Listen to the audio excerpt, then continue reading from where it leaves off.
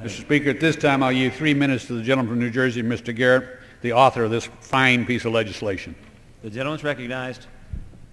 And I thank the chair and I thank the gentleman from Alaska for recognizing a fine piece of legislation that it is, and appreciate his support of this legislation as well. Mr. Speaker, I rise today in support of H.R. 3476. It's a bipartisan bill to reauthorize the Delaware Water Gap National Recreation Area Citizen Advisory Commission through the year 2018.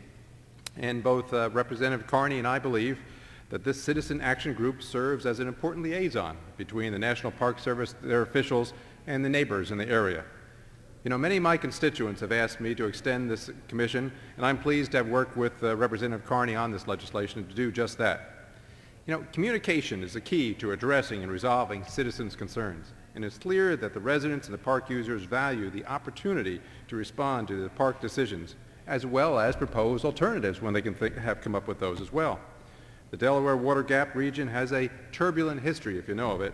One was marked by improper government interference and federal invasion of the rights of private property owners. Back in the mid-1900s, or rather 1950s, the federal government proposed a plan to build a dam across the Delaware River. This was the Tox Island Dam project, and it required the use of eminent domain and the government seizing many private properties. Well, the project fell through, and the property that was taken away is now known as the Delaware Water Gap Recreational Area. And residents in the area were upset by the creation of this recreation area. And as a result, Congress passed legislation that established a Citizens Advisory Commission, and that was back in 1988. Now, this advisory commission was reauthorized for an additional decade back in 1998, and it's basically served as a forum, if you will, for the public to interact with park officials.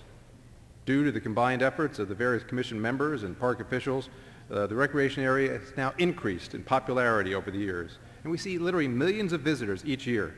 In fact, one of nearly 400 parks in the National Park System, it's the Delaware Water Gap, was just named one of the top 10 most photogenic parks for fall foliage.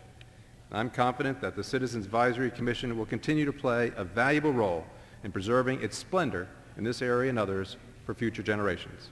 It's the ability of local residents to communicate with federal agencies that has been one of my main focuses here in Congress. And I call upon my colleagues, and I'm glad that the gentleman from Alaska joins me in this effort to join with Representative Carney and me to support this legislation. And with that, I yield back to the gentleman from Alaska.